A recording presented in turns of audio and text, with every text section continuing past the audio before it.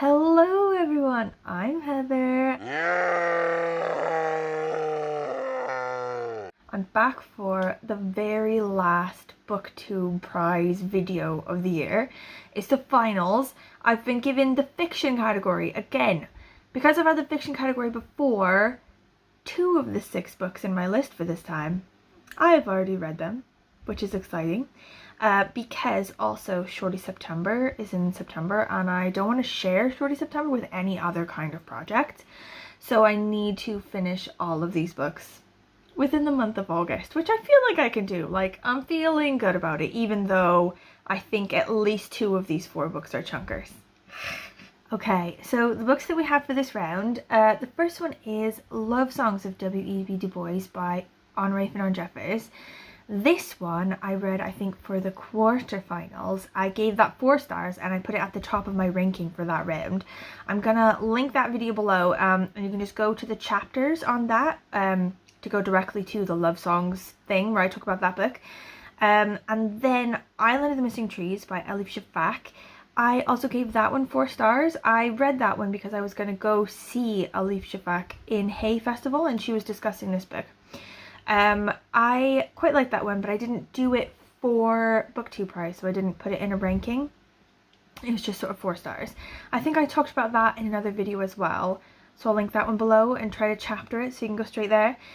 So the 4 remaining that I need to read in August are The Lincoln Highway by Amor, Towles, The 5 Wounds by Kristin Valdez Quade, How Beautiful We Were by Imbolo Mbue, and Great Circle by Maggie Shipstead. I don't know what How Beautiful We Were and The 5 Wounds looks like, but I know that The Lincoln Highway and Great Circle are both chunker and a half. I'm also having a hard time getting these from my library, I think because they're really popular. Like, it's not that the library doesn't have them, they have several copies, but they're all already out, do you know what I mean? So, oh God, it's gonna be hard to sort of get them all and get them done before the end of August, but let's go! I'm ready! Let's do this! Push it to the end! Okay, so I started with Amor Towles, The Lincoln Highway, which is a chunk monkey. It is a good 600 pages, but I think that I enjoyed it. Like, I was trying to sort of like afterwards decide whether I thought it was like 4 stars or 5 stars, and I think I have decided on 5 stars. I've bumped it up just based on like that feeling at the end, you know, like you've had an enjoyable time, it's ended well, and now like you're a bit forlorn, like, oh, guess I'll make a sandwich then. It pulled me in and I enjoyed it. It was a good romp. 5 stars. The basic idea is it takes place in America in 1954, starts out in Nebraska. An interview with the author that I read, he said he picked 1954 because it's just like a quite interesting time in American history. He's sort of like sort of just at the beginning of a gazillion different cultural revolutions in America, sort of sexual revolution, you know, economic revolution, sort of like military activity, just a million different things are about to explode into change, and they're sort of seething under the surface in 1954. The main characters are this kid who's about, I think, 18. He's just been let out of juvenile detention early because his dad has died and he has to go take care of his little brother. The reason that he was in juvenile detention is because he has killed someone, but it was an accident. He like got in a fight with this other kid, punched him, and when he punched him he fell over, hit his head and died. So that's why he got like 18 months or whatever in juvenile detention instead of like proper prison. In the meantime, while he's been in this place, his father has died and lost the farm. So like, it sounds like a country song, but the dad was an awful farmer. Like, he grew up on the East Coast, like quite wealthy, and just decided in like, you know, some sort of poetic way to just go west and buy a farm. He didn't know anything about farming and he lost it. The kid now was just faced with having nothing. He's got his little brother, he's got nothing else, no house, no home, no nothing. So he and his brother just sort of pack up. They get in their only now possession, their car, and decide that they're going to travel west. But in the meantime, these other 2 dudes show up who the main character met in juvie, and they've escaped. Like, they haven't been let out for any sort of reason. They've literally escaped. It's these two guys, Wooly and Duchess, and they sort of just hijack the whole thing. Instead of going west, they end up going all the way to New York. Duchess is a bit of a crazy character where he's like a bit of half con man, half dreamer. Like, his dad was in the theatre, you know, but did him dirty all the time. He like grew up poor and it's like going from place to place. And Wooly is I think quite neurodivergent or something. Like, he thinks very differently, and I think one would sort of like be tempted to sort of categorize him as, I don't know, like, I don't know, thinking a bit slower than the rest of the gang, but I think he just thinks differently. And he grew up on the East Coast in New York, really wealthy as well, and he was sent to juvie for like stealing cars or something like this. Anyway, you get like a sort of like a wild ride book from there, like a bit zany. Like, all of the characters are very strange and elaborate. Some of them are sort of exaggeration type characters, I guess, and they are always trying to go somewhere and end up somewhere else, meeting other sort of like wacky characters, and I really enjoyed it. I think it's quite a lot like Oh Brother, Where Art Thou? Do you remember this movie with George Clooney from like 2000 or something like this? To get back to his wife and kids, Ulysses Everett McGill will do anything. Hey, any boys, Smithies. But he's about to get off on the wrong track. Who elected you leader of this outfit? That one takes place, I think, in the 30s, but it's a similar sort of thing where these guys have busted out of prison and they're on their way to a certain place, and they're sort of being run by this like con man slash dreamer sort of person who has his own like means to an end, and he's dragging his mates along with him, and they sort of meet a bunch of different people, like travel in a bunch of different ways to a bunch of different places, things happen like that. And I think that one is actually based on, is it The Odyssey? Whereas this one, even though I don't think it's based on anything like that, it does have elements of it. So the little boy, the brother, he's obsessed with reading this book, a heroes book for boys. It's like a boys' compendium of heroes throughout history, and he absolutely loves it, and he wants to emulate it in every way all the time. And quite a few of the heroes and adventurers in it are from mythology, and they do actually meet a guy on a train named Ulysses, who this little boy reads the story to. Also, all of the characters, when it's their turn to tell the narration or to sort of take over the narration of the story, the characters who sort of are quite obviously the bad guys, the guys who are moving the story in a bad direction and doing bad things, they're not bad in their own minds. In their own minds, they're justifying what they've done as good. And I think that is sort of the story of everyone in humanity. You know, like, we see a lot of people and we think, why are they doing that? That's bad. And we vilify them by their action. But in their own mind, I don't think they're the villains of their own story, you know. They've justified it and turned it into a way to where it's good, you know. So I really enjoyed that. And I really enjoyed this book. Loads of the books that I've read in the Booktube prize so far have had like really intense literary merit, you know, like you really feel them and think about them and sort of all the levels underneath. And I think this is layered. I think there are, you know, layers behind this, you know, mainly to do with changing and being on the cusp of change, being on the cusp of big change, you know, not just like a Bildungsroman, like moving from kid to adult, you know, over time, but more like just being on the cusp of any big change, you know, and sort of having paths to take and paths being chosen for you, you know, especially it being set in 1954, like America's cusp of big change, you know. I think that's the underlying theme. It's not that it doesn't have underlying themes, but I think I loved this book more just purely for its story than for its underlying themes. I think this one I just like was locked in.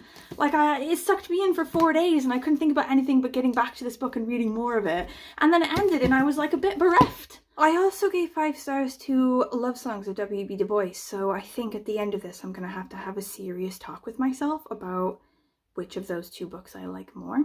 But that time is not now. Now time is The Great Circle by Maggie Shipstead. I can't find this book anywhere except for on Audible. So I've gotten it. It's an audiobook and it is 24 hours long. So I don't know how many pages it is, but dear God, it might be like a doorstop to keep your door open. I have heard a million great things about this. Sarah at Your True Shelf, I think, gave it 5 stars. She really enjoyed it. I think it's also part of the Women's Prize for this year. So I'm hoping it will be brilliant. I will let you know. Okay. I have finished Great Circle by Maggie Shipstead, and I think I'm gonna go with 4 stars on this. It was a good book. I enjoyed it. But I think, like, if you know me, you know that I do this a lot to myself, and there's nothing I can do about it to stop doing it. I get it into my mind that something's going to be fantastic, okay? So it's in the final of the Booktube prize. In order to get here, loads of people had to say it was one of their top 3 books, okay? And I've seen other videos as well, people talking about the women's prize that this one is also in. So we're talking about how it's effing amazing, like they love the shit out of it. It's going to be fantastic when I read it, is my thoughts. And then it ended up just being like quite a good book, which is still good, like 4 stars. It's quite good. But because I built it up so much in my mind, I'm now not convinced it's any better than the other book I gave 4 stars to, which was Island of the Missing Trees by Alicia Fack. So I'm going to have like a, you know, a sit down meeting with myself to think about which one is actually better. Also, it is hot as hell in this house right now, despite being the nighttime. I can't get a single breeze through the window and it has made me cranky. Okay, I had to get this book in audiobook and I had to have headphones on. Like, all I've got is like the really intense ones, and it's just made here just so sweaty. Like, it hasn't helped the reading experience, I won't lie to you. So this book, basically, it covers 2 narrative paths. It's about 9,000 pages, and no exaggeration, the audiobook is 24 hours long. So you'd think it was more than 2 narratives. You'd think it's about 94 narratives for how long it is, but whatever. 2 narrative streams, okay? You've got the stream that's in like the 20s, 30s, 40s, 50s, roughly, about Marion Graves, who is a famous female pilot. And then you've got, in the 2010s, this famous actress who is disgraced and looking now to help herself in her career by taking on the role of Marion Graves in the new movie about her. So loads of different characters going on, but I think the main sort of narrative, the main story is Marion Graves and her brother Jamie. She's got a twin brother. They grow up in Montana with their drunk artist uncle, who is a brilliant artist but an awful father. He just lets them go do whatever they want. Like, Marion doesn't finish school. She starts like just driving deliveries for bootleggers, you know, just to make a bit of cash. They become like living with the uncle because their father was a disgraced ship's captain who, when this ship was going under, instead of going down with the ship, he got off the ship because his twin babies were on the ship, Jamie and Marion, and he needed to save them. So he goes to prison, okay? And they end up going to live with their uncle. So Marion decides quite early on in her life that she wants to be a pilot. And in order to become a pilot, because no one will let her fly, she has to allow herself to sort of become entangled in a really toxic relationship with this rich bootlegger who's obsessed with her. So she gets to fly, she gets all these opportunities from him that she wouldn't have had otherwise, but she pays for it in spades because she's in this awful relationship. And then that relationship, I think, becomes one of our examples in the book of sort of society forcing people to have certain identities and to play certain roles.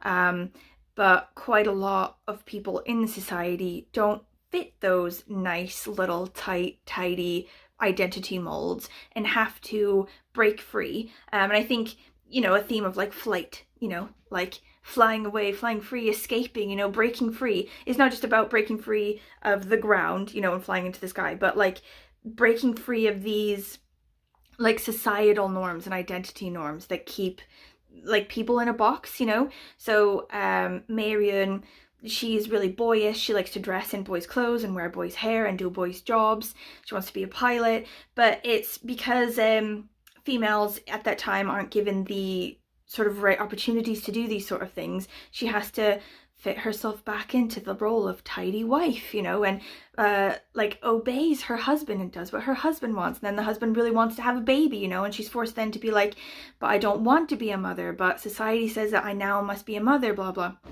And there's just several of these points throughout the book, I think. So you've got it with Jamie, her twin brother, who is quite a sensitive soul and wants to be a vegetarian and like can't be with the woman that he wants to be with because her father made his money through slaughterhouses, and he's like enraged by how girly this man is who doesn't like eat meat, you know. And you see it with Jamie and Marion's friend Caleb, who's part Salish, and Caleb and Marion have a very unconventional relationship. It does not fit in one of these tidy societal boxes because they do the dirty and they're friends, but they're not boyfriend, girlfriend situation. Like, they don't want to be together romantically, you know. And then again, we see it in like the mirroring narrative with the actress in the 2010s who, she sort of comes to fame quite quickly in these like teen movies that are like a huge sensation sort of thing, and she ends up behaving in a way that isn't expected by her fan base. You know, she's supposed to be this, you know, tidy teen person who is deeply in love with this guy, you know, so they can be together in teen magazines and stuff. And then if they find out that she's been like having sex with these other random people and she gets caught out, and it shatters this illusion of the perfect sort of identity that society expects of her and sort of ruins her career. And that element, flying free, breaking free from like societal's like identity boxes and like relationship boxes and all these things, I enjoyed it, fully enjoyed it.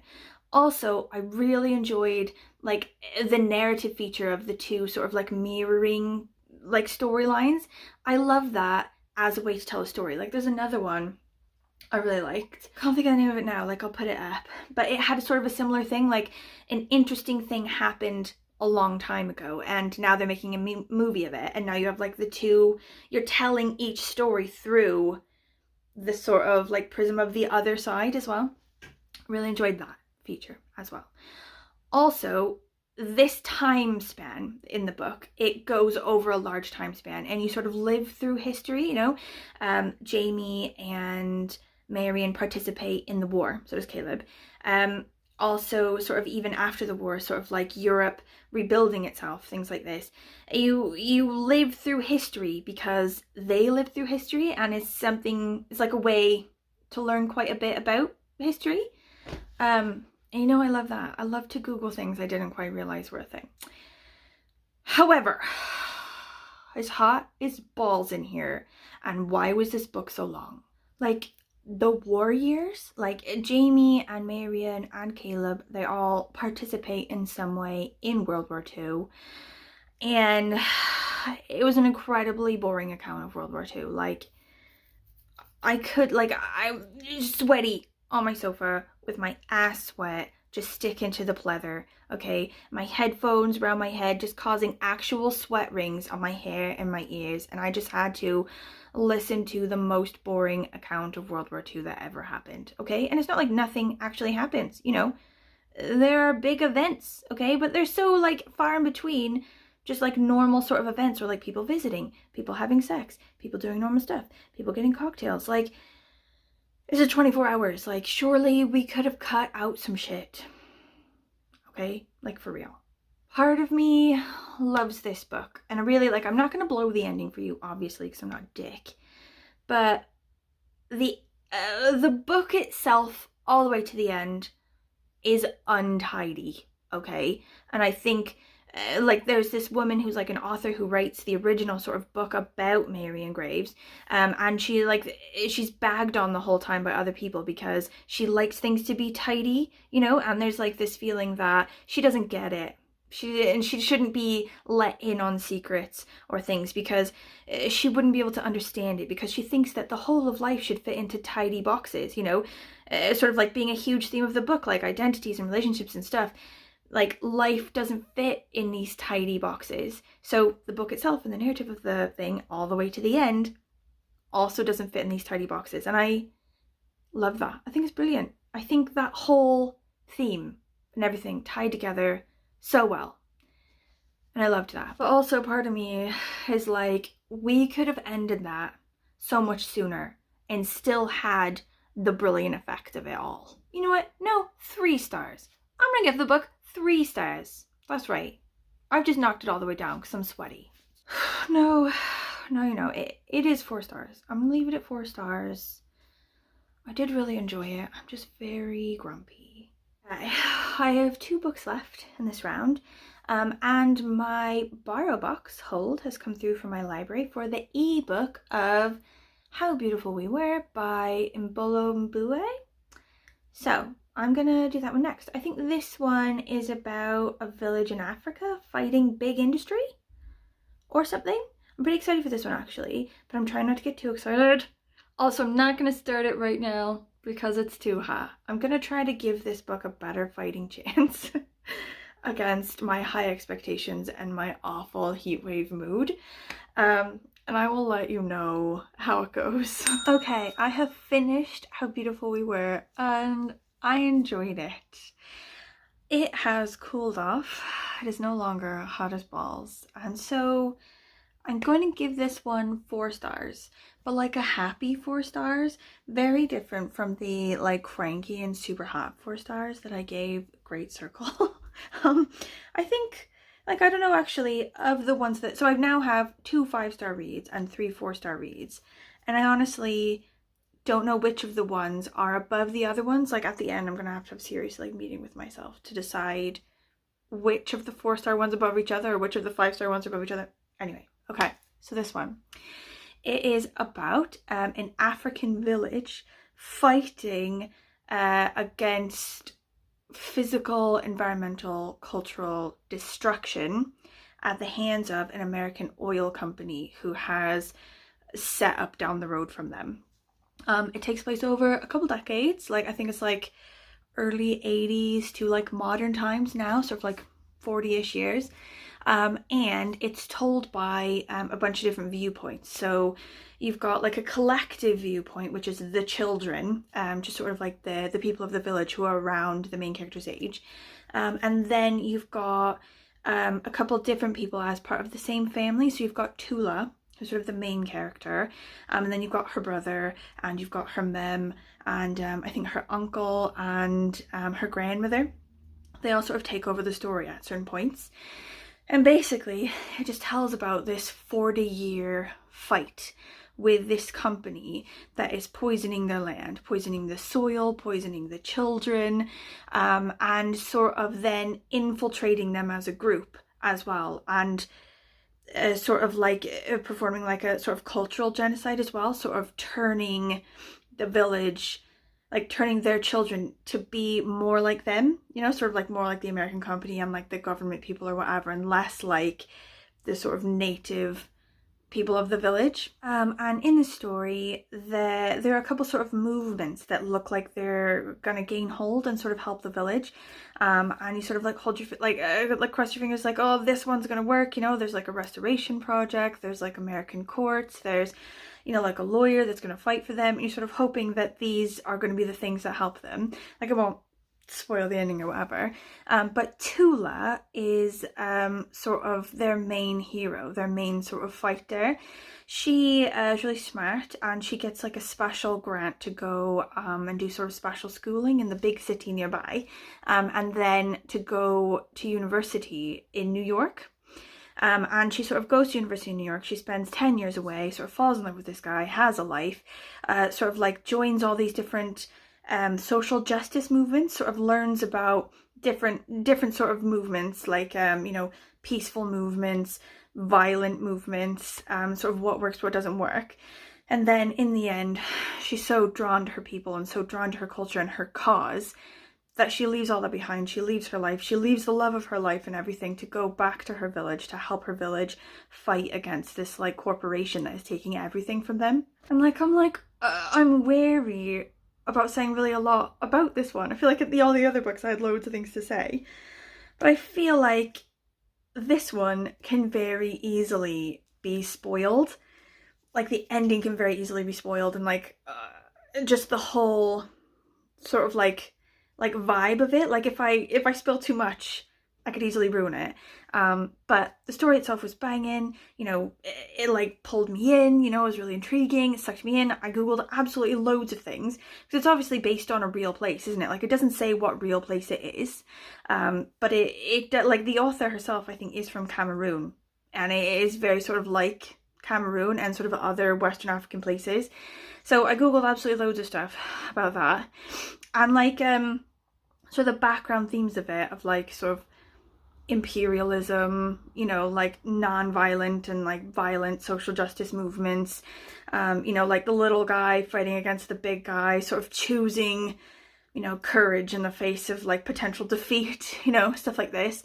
Also the themes of like when there's political corruption or like economic corruption, there's sort of like 3 paths that you can choose. Like you can sort of fight against it violently and directly, or you can sort of fight against it sort of like quite passively and like in your own way, or you can just sort of go along with it. And one of the characters in the book, he does just sort of think, okay, like my country's corrupt, you know, might I maybe just join the corruption, you know, and fight this corrupt way and like use it to my advantage to get what I want. And then they're sucked into that corruption as well, and they feed it into other places. Like all these sort of themes and sort of background messages like really hit hard now, like nowadays. Like I know all of the themes and all of the books that we read are supposed to hit hard, but I feel like this one really hits. Like I think sort of like environmental destruction throughout the world, and sort of like climate crisis and economic crisis and cost of living crisis, and just like capitalism like running amok, and sort of we're sort of pushed by the system to just sort of go along with that and use the system to make our own personal lives and our families' lives better, and to sort of not fight against it, you know, just to sort of use it to become part of it. Do you know what I mean? And it's like, I don't know, it hits hard. I'm probably going to be thinking about it for a really long time. It's one of these ones, I don't know, like it hits, and like I don't want to like ruin it. I obviously don't want to say the end, but like the end hits hard. So I feel like I don't have a lot to say. Like probably the other ones I had absolutely loads to say. Actually, this might be a 5-star book.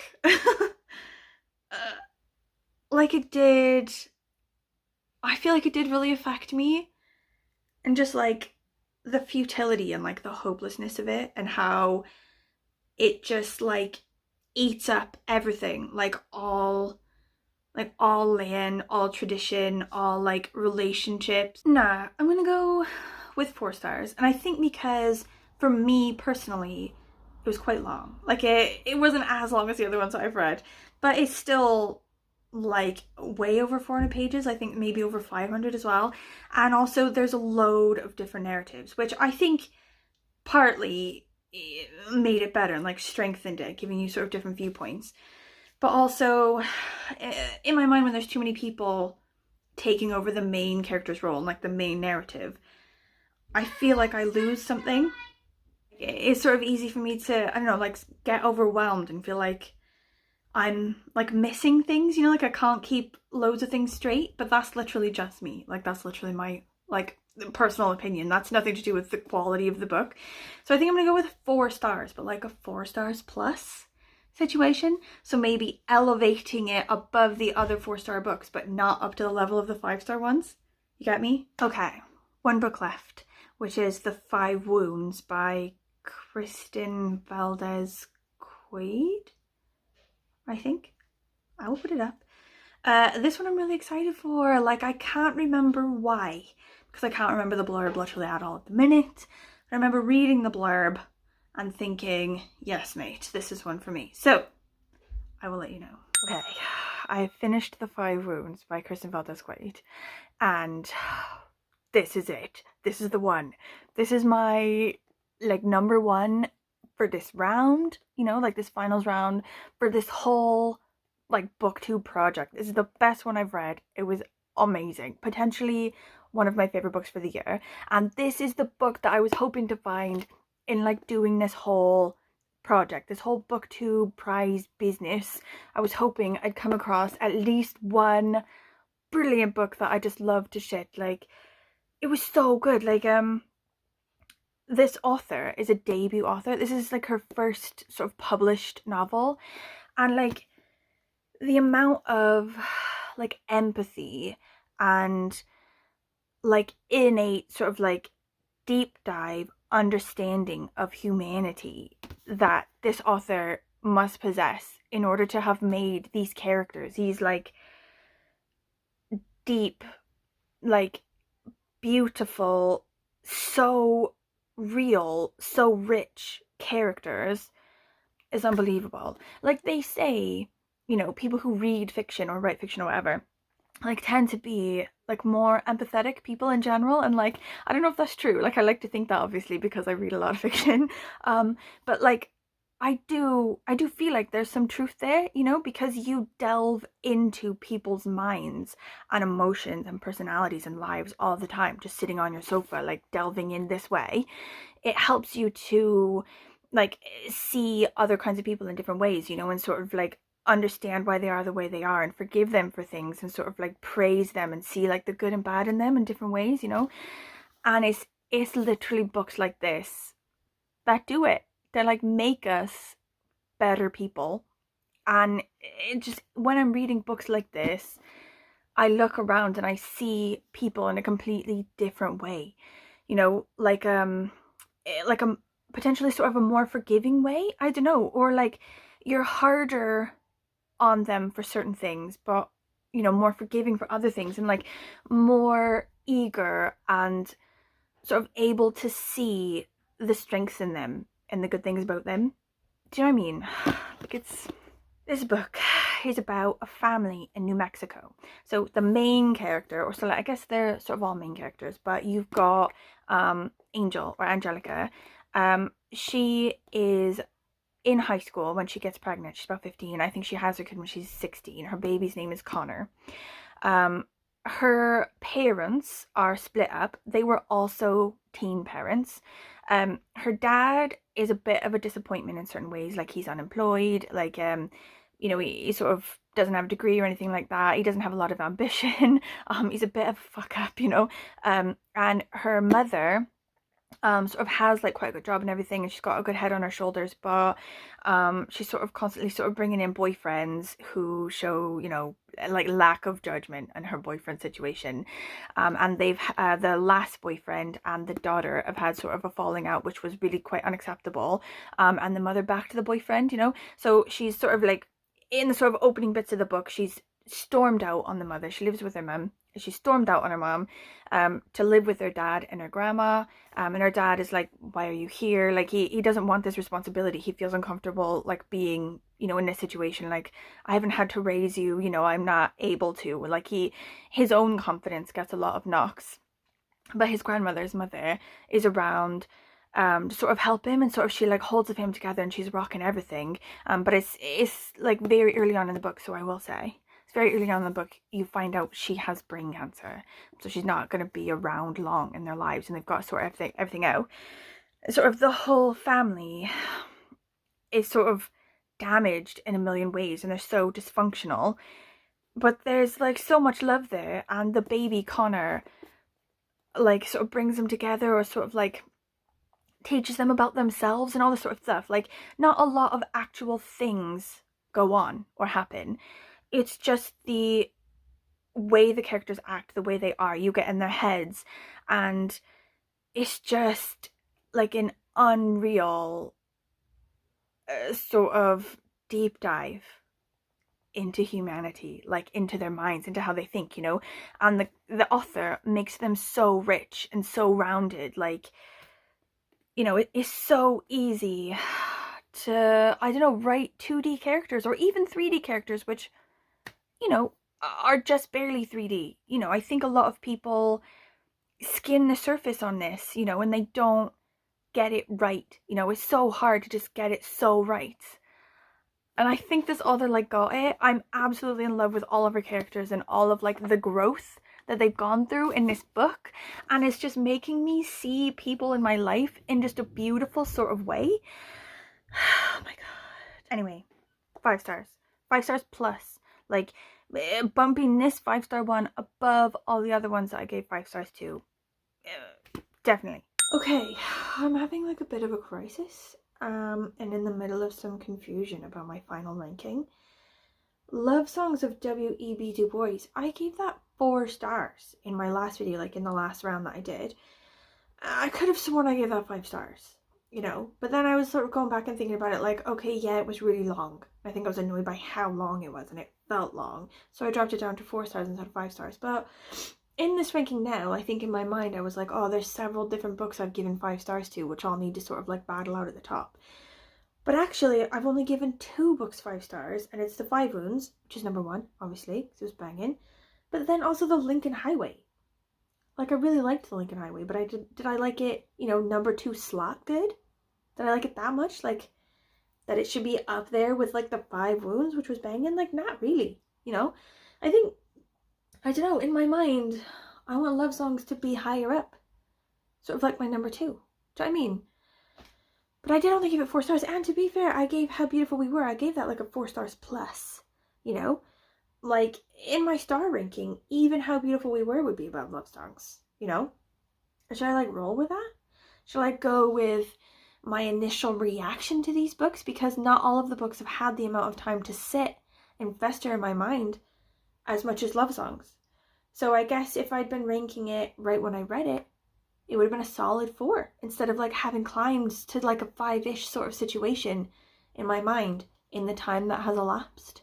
Do you know what I mean? So I've got my stickies to, like, stick them in a row to sort of figure out what I'm doing here. So Great Circle, and Island of the Missing Trees were my only dead 4 stars. 4 stars only. So I'm going to make those number 1 and number 2, or, like, at the bottom, you know, like number 5 and number 6. So I'm going to put Missing Trees at the very bottom, even though I did like it. It's, you know, all these books were very good, so it just drops it. So Island Missing Trees is the last one, Great Circle is the next one up. And then, basically, if I'm gonna go with my rankings, you know, my star rankings, Love Songs comes next. So I guess I'm putting that there, number 3, you know, I guess we'll put it there and then we'll talk about it. But then it would be How Beautiful We Were, and then Lincoln Highway, and then 5 Wounds, making my top 3 5 Wounds, Lincoln Highway, and How Beautiful We Were. And, like, to be fair, I guess I'm happy with that. Because I could, in my mind, you know, Love Songs has become like a 5-star one. I could then, I don't know, move it up and then move everything else down. Like, make it 5 Wounds, Love Songs, Lincoln Highway, How Beautiful, like that. But I feel like that's giving, like, unfair advantage, you know? Like, Love Songs has had longer time to fester. It's not, like, immediate reaction in the way that the other ones are. Like, you know, if I left How Beautiful, that book, you know, more time to fester, like, maybe it would, you know, secure itself more in, like, the 3rd place spot or whatever. So I think I am going to do it. I think I'm going to do it according to, like, my initial read, my initial star rating, you know. And, yeah, make it like that. Make it number 1, 5 Wounds. Number 2, Lincoln Highway. Number 3, How Beautiful We Were. Number 4, Love Songs, W.E.B. Du Bois. Number 5, Great Circle. Number 6, Island of Missing Trees. That's going to be my ranking, I think. Like, I think I'm happy with that. Those top 3, that's a solid top 3. I enjoy that top 3. Okay, and then I'll come back when they sort of release who's won it. Like, I really, really want 5 Wounds to win. Like, I want it to win so bad. Like, if it doesn't win, I'm going to be really upset. But I think if any of these other ones win it, I'll still be okay. Except for maybe Great Circle and Missing Trees. Like, they were good, but I don't want them to win it. I want it to be, like, one of my top 4. Okay, I'll see how it goes. I feel so nervous about it. Okay, so they have revealed the winners of the Booktube prize. I think they revealed it at like 2 a.m. my time. Like 2 a.m. on a Saturday night is either gonna be like me super drunk or me super sleeping. So, like, it's not a good time for me. So I've only just sort of like woken up and seen it now. And I feel like strangely detached. Like, I don't actually care, which seems stupid because I've devoted a lot of time to this. And I feel, I don't know, a bit sort of numb to the fact that the 3 of my lowest rated ones are the 3 ones that won. Like, my number 4, 5, and 6 are the ones that got 1st, 2nd, and 3rd place. Like, I don't hate these books. Like, they were okay books. I think I gave all of them at least 4 stars, but I don't know, like, come on. Like, 5 was, that book was awesome. And it's just, like, got nothing now. It's got no prizes, got no nothing. And I think, like, I'm not bitter about it. I'm not, you know, like that. But I think maybe I'm not going to do Booktube prize next year. I think because I don't know why I joined it. I thought, oh, I'll give it a go, it'll be fun, and I'll read some stuff I wouldn't normally read. But I think also I thought, I don't know, it's sort of like bring me into a community, you know, like of Booktube prize voters. And it has. I've sort of met different people and like had opinions of people that I wouldn't normally have seen, you know, and it has sort of like, I don't know, built a bit of a community. But I think also on the flip side, it's made me feel like quite isolated as a reader because nobody is voting the way that I'm voting. And all of the ones that I put in the top spots always end up in the bottom in the final, or like after the voting is like calculated. So it's making me feel like, I don't know, like no one understands me and I don't understand anything in the world. It's very isolating. But also I was thinking maybe if I do Booktube next year, I'll just do translated fiction, which I think maybe tends to be shorter. And I think that was my big problem with fiction. Like, loads of people love a really long book, and I like a long book if it's never boring. Do you know what I mean? And it's hard for a book to never be boring, isn't it? Like, I sort of see a big book in general a lot of time as like a sort of failure to be sort of more brutal in the cutting room. Do you know what I mean? Like, there will always inevitably be a point where it's like several pages where it's just, I just think that could be cut out. It's like a stupid, pointless something that, you know, doesn't add to anything. So I think I tend to like sort of the fiction ones, the sort of epic fiction ones that ended up in this prize.